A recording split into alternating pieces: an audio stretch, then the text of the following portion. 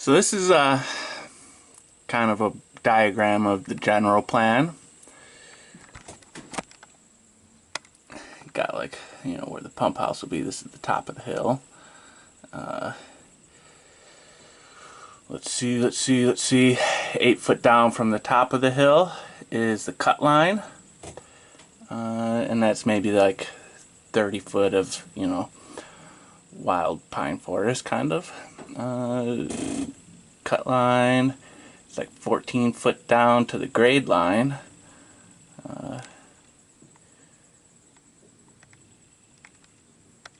In the very back corner, it'll be 3 foot below grade. But, in the front corner, it'll be maybe like 4 foot below grade. This gray line is kind of like where the old hill was. So this red line is the new kind of, what I've been working on and plan on doing. And that gray is kind of how it used to be. And then this second gray line is where I'm supposing the bedrock is. So you see it's like majority of the basement is like pretty much resting on bedrock, and now this last like 5 foot of the basement over here is we'll be resting on what I suppose will be resting on like rocky clay. So there shouldn't be too much settling, but I'll be doing here's like some little footings. These are cinder block. What do we got? 4 foot below grade, then 3 foot, so 7 foot of cinder block. 2x12 flooring, center post, 8 foot, 2x6, center post, 2x4, 2x12 roofing, orientating it so it's 24 foot wide. This is gable end, so the gable end will be facing the back and facing the front.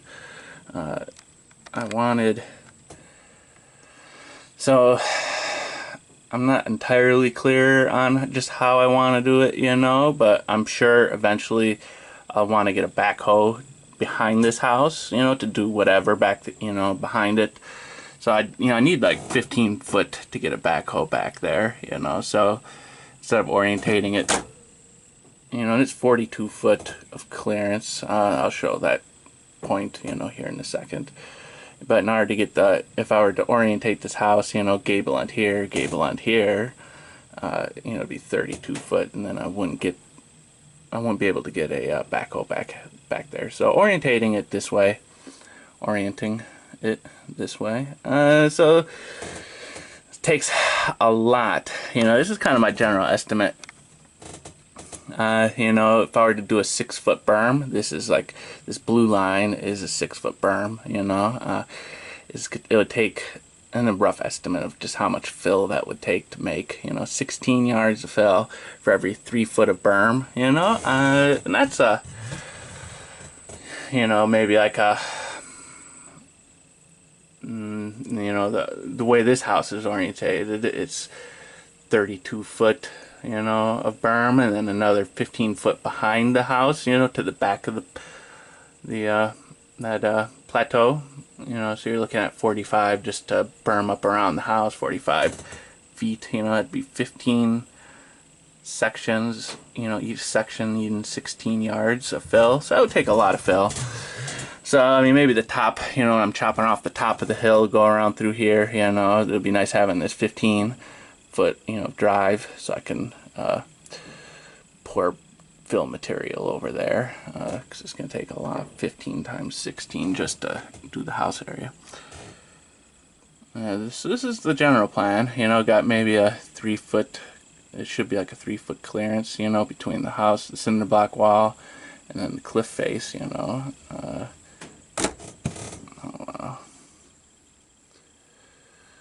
Computer went to sleep. So 3 foot clearance there.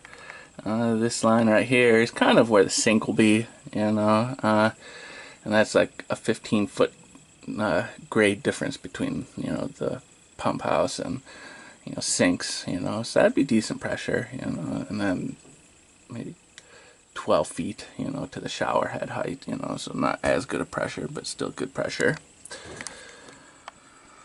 let's see.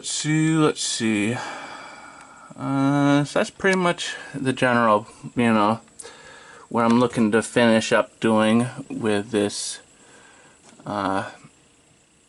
next backhoe rental. You can, this is kind of, the site layout. And this blue, the driveway, the pump house up top, and then the house over there. And the pump house is actually pretty much right where the blue stops, and then the house is going to be scooted over, to this side over here. So I have 15 foot of clearance on the other side. Yeah, so I'm gonna do a quick walkthrough and an update. So here I'm at the shack. Pump house will go here. This is side to side, about 60 feet or so. I haven't measured it, but that's what it looks like. Took a couple loads of fill from around and did a little 3-foot berm. When I get the backhoe again, I'll be putting these big rocks in the backhoe. I got this time. Let's see what we got.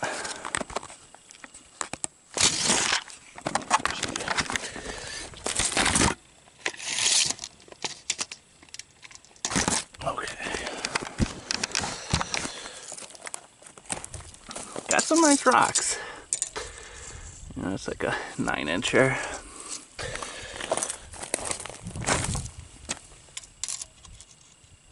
Another 9-incher almost. Let's go around with the backhoe, loading up the, drive like a couple feet. Load up the bucket with all the rocks, drive another couple feet, load up the loader bucket with a couple rocks. Once the loader bucket's loaded up,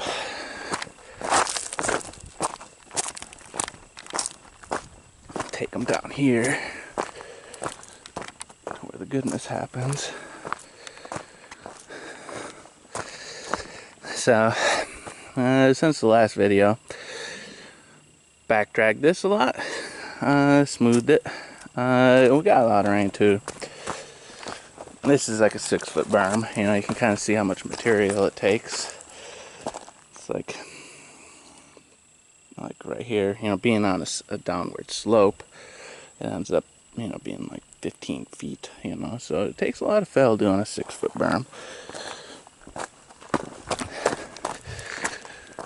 But chopping off this top of the hill in the future, make a nice wide planting area, maybe 80-foot wide planting area back here, going the length of the hill. That'll be a lot of fill material. That's got to go somewhere, so using it on that, the house berm over there. I'll show in a little bit, but using it there and then in the goalie. Yeah, so since the last video, back-dragged this, smoothed it. General plan. I didn't do any holes in this one. It's because it's so thick, being a full-on berm already. But when I do get around to putting in the trees, oh yeah, maybe do that with this. Dig a little kind of a indentation in the berm for some topsoil to go. Let's see what we got. Put some 6-foot logs, 8-foot logs. Catch the runoff when it get a thunderstorm. It rains real hard. It's nice and dry like this right now, but not when it's raining like this.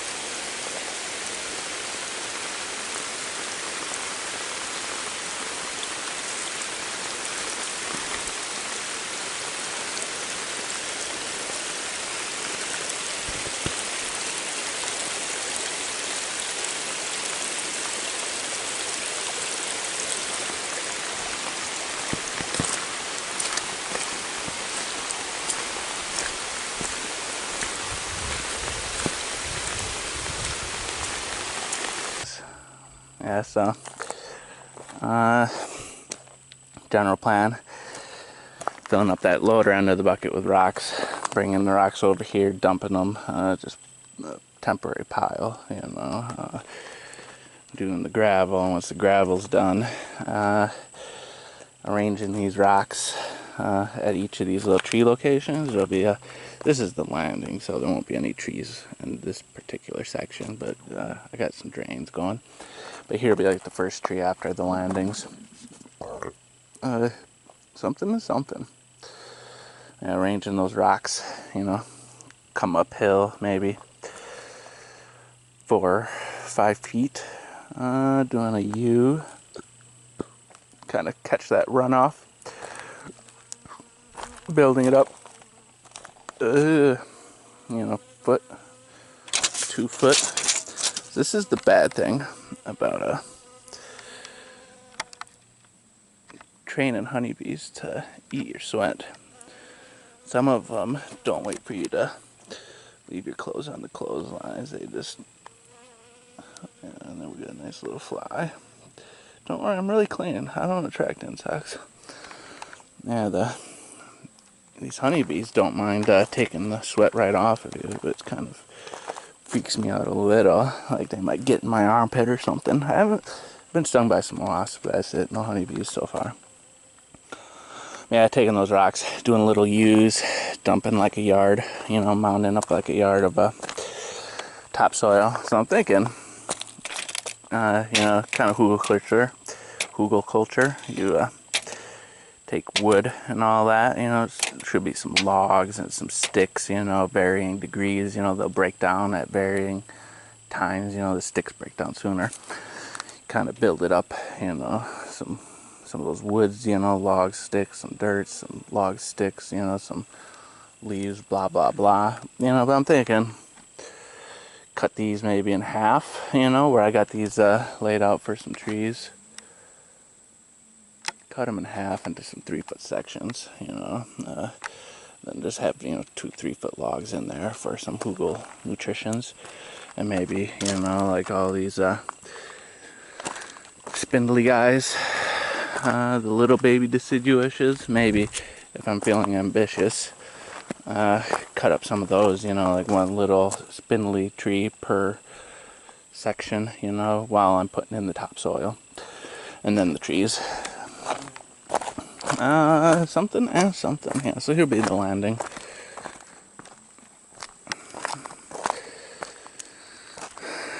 Got a lot of logs, log piles back in there.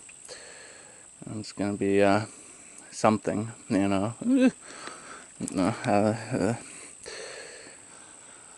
the time the best time to get these would be once I've got the ramp done, but that's gonna be years before I got that ramp done. So, these are gonna be pretty well, rotting by then, decomposing. So maybe do like, additional tree plants or somewheres and hugel those, they'll be already starting to break down, or maybe, this winter or something, cut them for firewood and just use these for firewoods, rather than trying to hold on to them. I got some little drains. It's nice right now. It's been like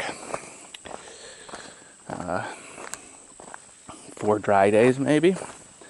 And the backhoe just got available, but it should start raining here in a few days. I'm going to check the weather tomorrow and see, and if the forecast has changed and I got 7 dry days, go ahead and do that. Get the backhoe, or, just wait for 7 dry days before I get it again. Kind of see, it's like this, I don't know if you can tell because of how sunny it is, the lighting makes it difficult to tell, It's kind of like more of an oranger color. Oh, where is it? More of an oranger color, darker color. And then it gets more of a tanner color. And it's kind of, as it dries out, it turns this tan, So, I mean, it's dried out good right now, like when it rains, this is all just, I keep forgetting to zoom back out. This is all just dark orange when it rains. It stays nice and tan up here, but this lower section soaks up all that water. Turns dark orange, but it's nice and dry right now. let's see. Yeah, so I got a lot of trees or what will be a lot of trees every 20 feet. And then, doing the same thing over here. But offsetting it. So here's one, and then here's one. And then kind of right here in the center going over and having the tree over here, so it'll be kind of offset, so the canopy will, instead of butting into each other, they'll kind of fit together like puzzles. And it looks like these would be mostly figs, at least probably these lower ones. Running the water line down here. So do the gravel, run the water line, and do the rocks, once the gravel's in, and then once the water line and the rocks are in, get the dirt. Well, I mean, the dirt's after, the dirt and the rocks and all that jazz is after the house, but, so it'll be a while. These are temporary, but long-term temporary, I guess. So this gravel turned out nice. It ended up being a lot of it, They're first load, it was, scheduled to be dropped at like 100 foot, that went no problem, backed up 100 foot, dropped it, and then kind of, as I was spreading it, I was just working this into, turning it mushy again. It was decently dry, but not dry enough. There was like a 1/4 inch of rain the night before, and that just, I guess, was enough to allow it to be churned, So first time, this was 3 deliveries of gravel. This is screed, actually, not gravel. It's kind of like a mix of stuff. But first one went up 100 where I wanted it, and then dumped it as he drove. Second time, maybe like 60 foot, and then third load, maybe like 20 foot. He got stuck right there, This was just getting churned, like him driving on it, but mainly me with the backhoe trying to spread the gravel and compact the gravel. It just wasn't working, so that's why I stopped with the gravel. Yeah, so got some gravel. I'm gonna go with a different gravel company further away, but it's cheaper gravel, and maybe they'll have a truck that can back up better, and kind of the plan now is, instead of starting at the bottom, working the way up, start at the top, work my way down, so when I'm back dragging it and compacting it, it's not turning all of this into mush, it's kind of instead of going over and over and over, it'll be just going over it a couple times. So that's the general plan. Possibly in a few days or a week or so, get the backhoe back out. And this is after 118 hours of backhoe right here. Pop the tire on the backhoe. Back tire. With like an hour or so left on the rental. That was rough. But it was only a 150 repair, so not bad. Thought it might be like replacing the whole tire and hundreds of dollars to do the tire replacement.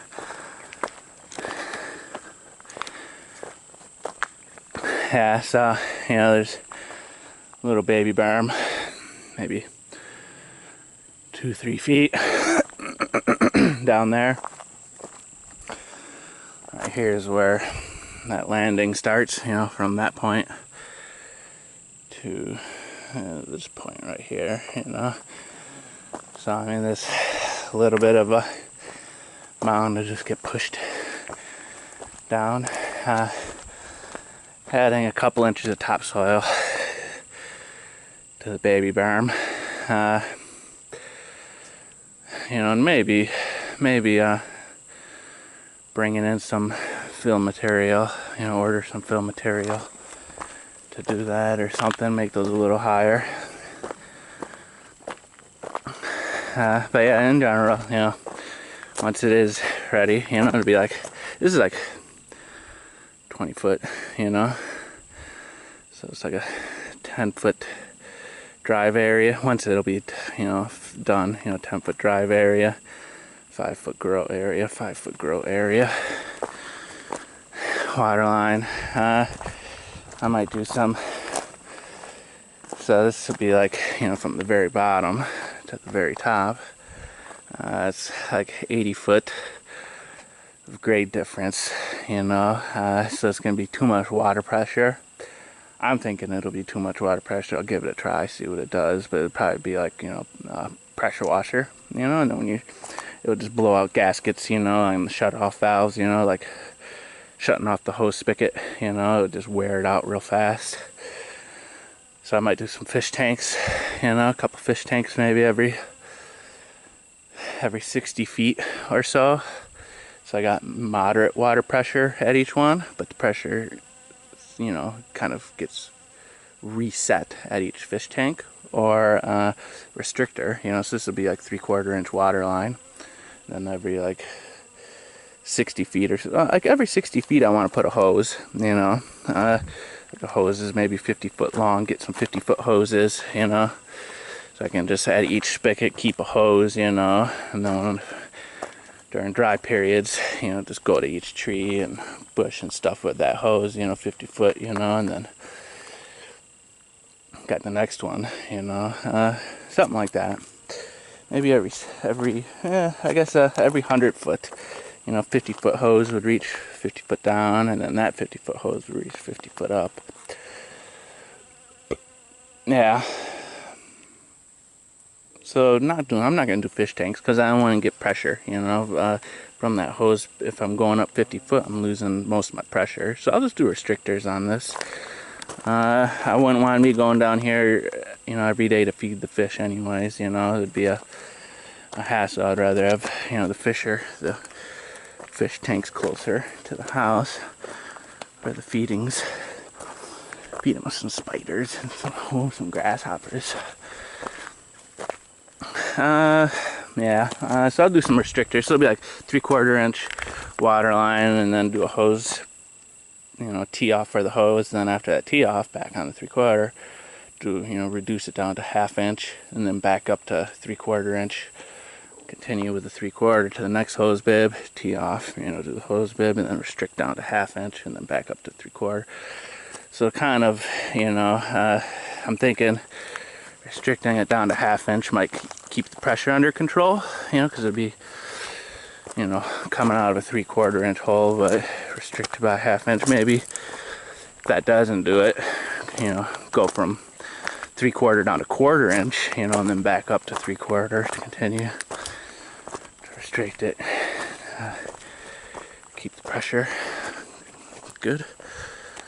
Yeah, so finally make it up to the top. Got the, actually, it's a little tooth shaped rock, you know. It's just too far away to walk all the way over there to look at it. Got some log piles, some firewoods, you know, those were those were 6 foot lengths that were too heavy for me to drag out of the way. So I cut them into some firewoods, some of that. Down here, I finished going all the way to the back. What do you call it? That last 20-30 feet or something. And then dug down like another 2 foot in the back, up to like nothing right about here, you know, so made it steeper. Let's see.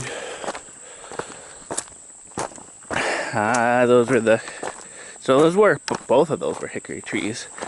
It was like I think one or some of these might be hickory. Cut, you know, finally, you know, now that I got like a place to actually drive, I can grab these chunks with the backhoe. You know, I'm thinking just stack them back there with the backhoe.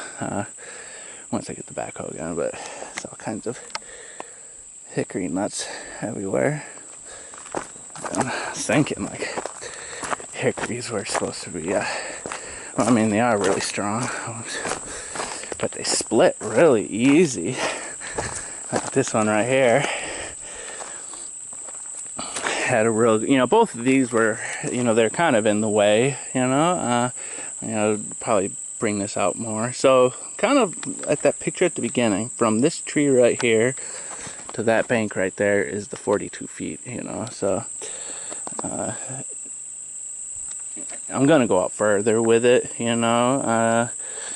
so I actually have, according to that picture I showed, it was like 15 foot over here and then 3 foot over there.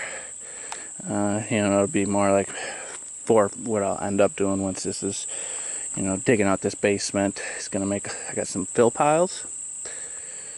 Let's see what we got. This is all loose. But get out of the sun. Like dig from right here, pile it right here, and then take this pile and dump it over the side. But I couldn't reach these piles. This is kind of the last few hours of the rental. I was coming down this way, back dragging, kind of create a smooth surface to work on. On the second drag, maybe a few feet into the drag, I popped the tire. But kind of the general plan, back drag it a few times, get it smoother, and then start with the loader end on here, grabbing this with the loader end and dumping it over the edge. So kind of I'll be,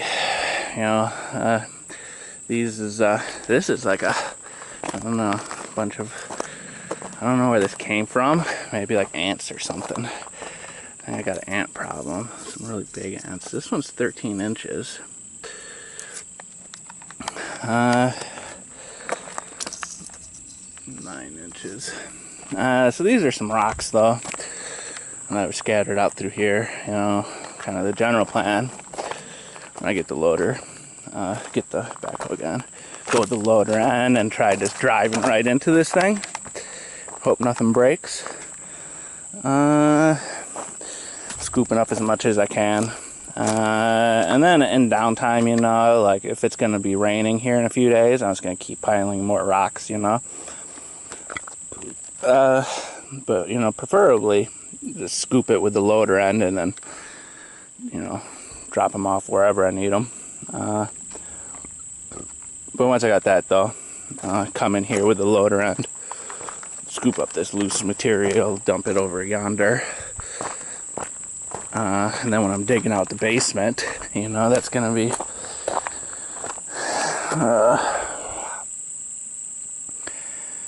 8 by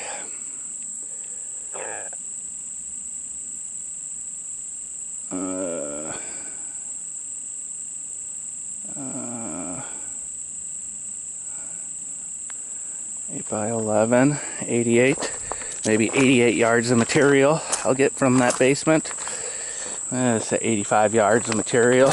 It's going to be, digging out the basement hole is going to create 88 yards of material. It's kind of a curved right now. This is kind of how the backhoe went. But making this more of like a 90 degree, and pushing it out even further. So taking these hills and taking the basement materials, building this out even more, so instead of like the 15 and the 3, it'll be even better, maybe even get a baby berm going, never know. Yeah, but this hickory,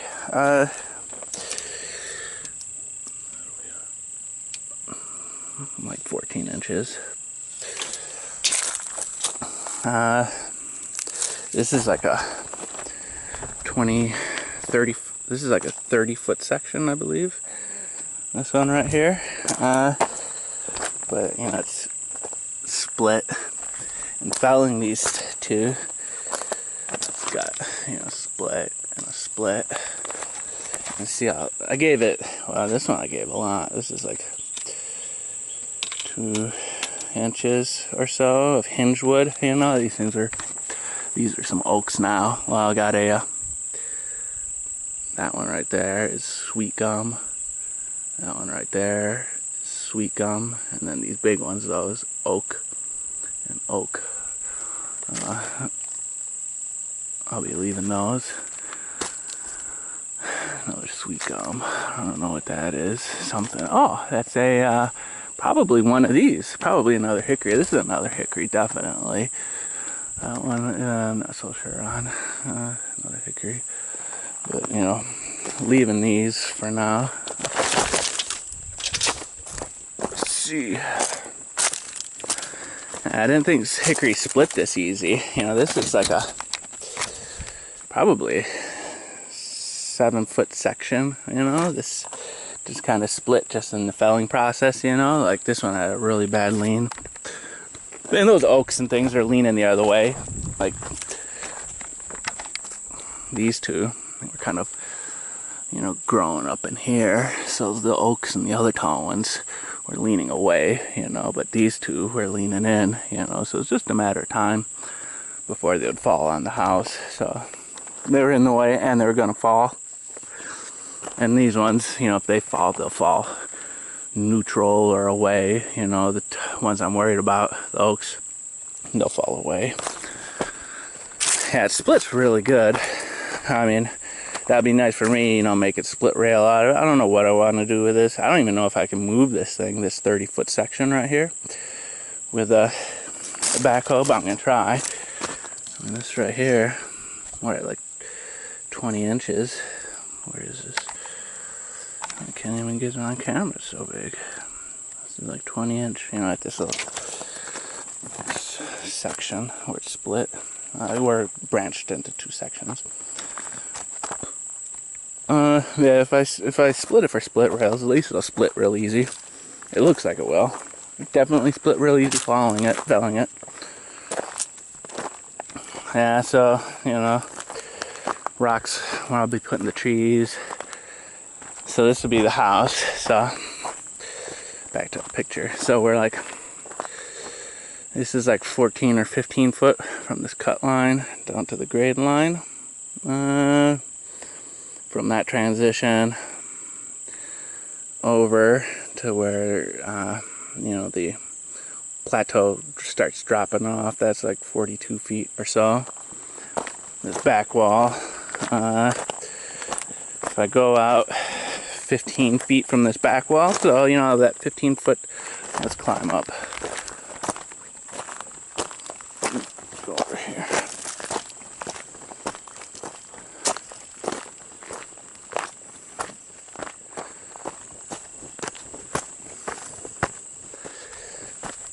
Okay, get a better view. So kind of where the pump house will be up there. It's like 8 foot. This is just an eyeball, I guess. I'm at 8 foot from that grade point, the pump house grade point, to this cut line. And from this cut line, it's 15 feet down to the bottom grade line. Back wall going up 15 feet. It's right about here. And then, you know, doing the 24-foot wide. So it'd be gable. So actually, no, 32 foot. 32 foot wide. So the gable end right here. Gable end right here. 32 foot goes from like right there to, I don't know, right about there. And then in the future at some point, you know, after the dirt, before the dirt, you know, so, you know, next step after the house will be the outdoor kitchen, you know, kind of just, I'm thinking, you know, so this peak of the gable will be kind of you know, almost like this cut line height, you know, but it'll be running level rather than at this, you know, slope.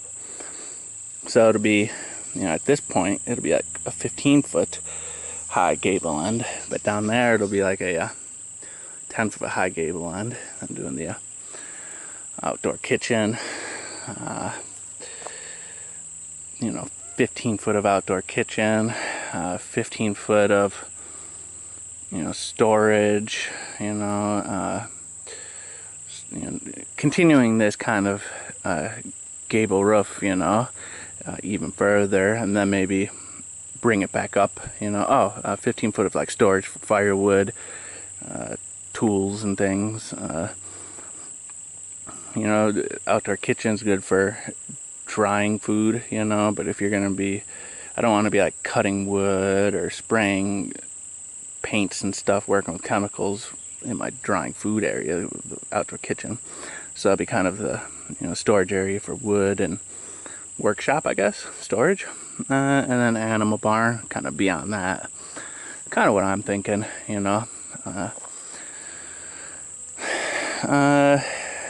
yeah, so it'll be like, at least 15 foot from there to the house, 24 foot of house, 3 foot of, workspace, and then I might turn it into a rice paddy or something.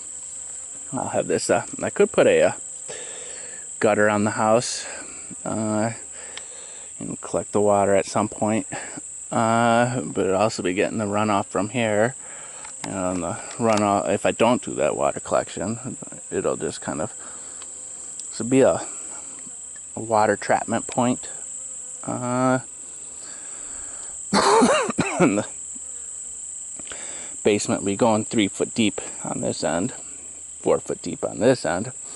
So it's likely gonna, I'd have to do a pretty serious French drain or something. That French drain would actually get a lot of use.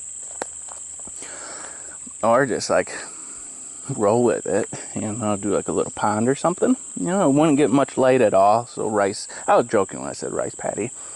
If it got more light, then oh yeah, rice.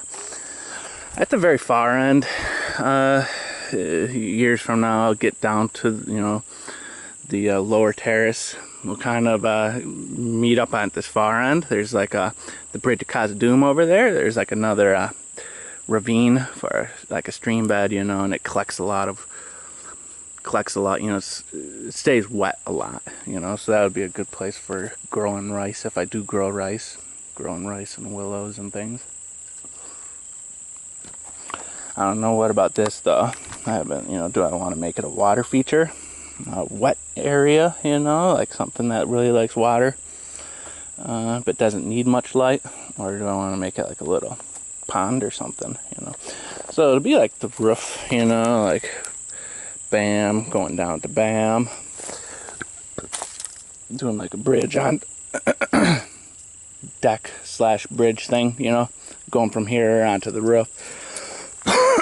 And then I could just fish off of that deck down into the water feature down below. Something like that, maybe. Yeah, I figured it out though. That right there, that's where the hand pump well is. Let's see what we got. Then in the,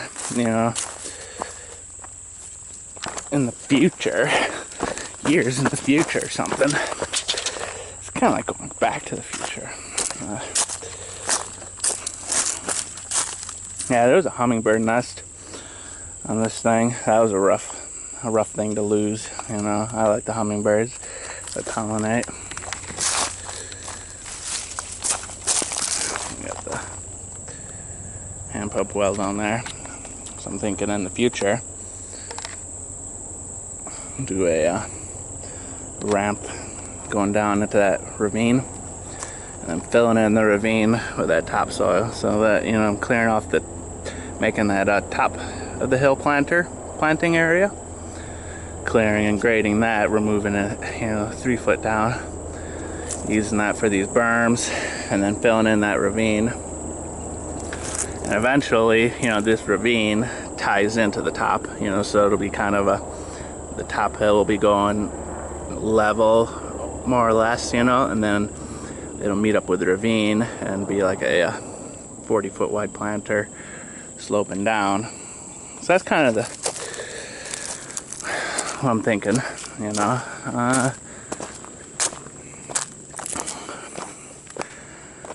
I get the backhoe again, get some more rocks, You know, I'd hate to just push these over the side. Once they're over the side, it's like too much of a hassle to get them. If I really needed some rocks, you know, I might be worth going down there, but it's not worth it right now. It's probably better just to order rocks rather than trying to drag them up a loose soil slope, 15 foot, you know. But when it's like this, it's like I might as well just grab them. It's like, you know, there's a dollar just laying there. There's a dollar just laying there. It's kind of like, ooh, money's just laying around. Yeah. When I get the backhoe again, pick up these rocks, get them just staged, you know, those little, where I got those 6-foot logs, just piling them up in those little grooves that push through the clay. So it'll be kind of like a pile of rocks, you know, filling that void. And then that pile is what I'll use to make the U. Doing the pump house over here. Yeah, so try getting some well drillers. So the well driller, when I called in December, he was like, oh yeah, we'll do it. Call him again, get like an estimate. He's like, no, we're not going out there. So I guess the everyone's thinking that it's probably like gravel, so they're hesitant to come out here. So could be a little tricky finding a well driller or convincing a well driller to come out here. But it'd be like, you know, well right here, well pump house. So I'm thinking for the pump house, it's 10 by 10. The well drilled, have it sticking out of the ground.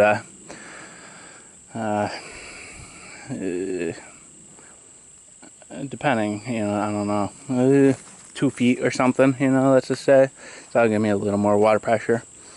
Then once it's in there, doing cinder blocks, you know, 2 foot high, leaving one end open, and then get some gravel delivered, backfill material delivered, fill in, you know, that's 3 sides of cinder blocks, pile it up, you know, and then finish doing that 4th side and level it. And then once, you know, that's got the dirt in there, pour some concrete to make a floor. And that concrete height being, you know, that 2 foot extra height, you know, that they set the well at or something. Oh, and then I figure I'd just dismantle the shack. It's all put together with screws, you know, so it'll be kind of take off the roofing, take off the awnings, just kind of unscrew it. And then try moving it in panels, you know, so move the whole roof, you know, try moving the whole roof at once or something, or whatever, you know, try moving this wall at once, you know, as a whole wall, that wall as a whole wall, you know, kind of doing it in sections, and not even using the floor anymore, just going with that concrete floor, with all the, you know, it'll probably be like a 500-gallon tank, you know, so it'd be like, you know, 8 pounds a gallon, 2 tons or something, you know, this water tank will weigh when it's full.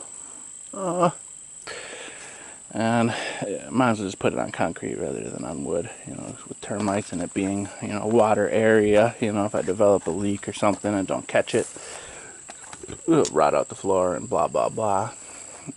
Yeah, so this is the rock that did it. Punctured the tire. You kind of see the rubber marks on it. Here's my finger for reference.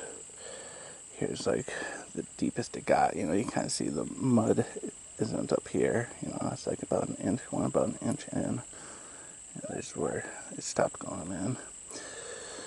I'm guessing I was back dragging. So I'm guessing it was like this, and then it kind of just kind of punctured, you know, and then laid down or something. It was like this, I think, and then, punctured and got pushed down or something. I don't know, but this was definitely it. It's got rubber on all 4 sides and it went about an inch deep.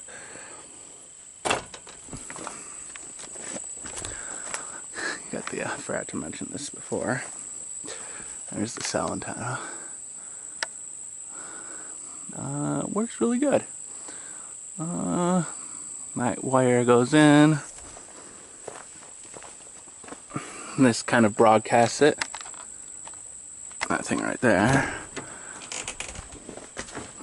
So wire goes in, down, and then into that little box, you know. And then from that box, it goes to this. Yeah, so that's pretty much it, though.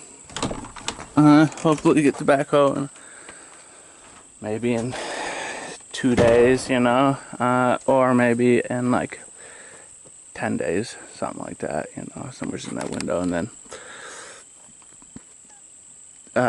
depending on if the driveway needs more dry time, start with that, you know, or if the driveway's ready, you know, might as well just put down the gravel first, you know, start off spraying the gravel to about the middle, you know, and then once I'm done over here, spread the gravel, get more gravel delivered down over there. Yeah, so that's about it, though.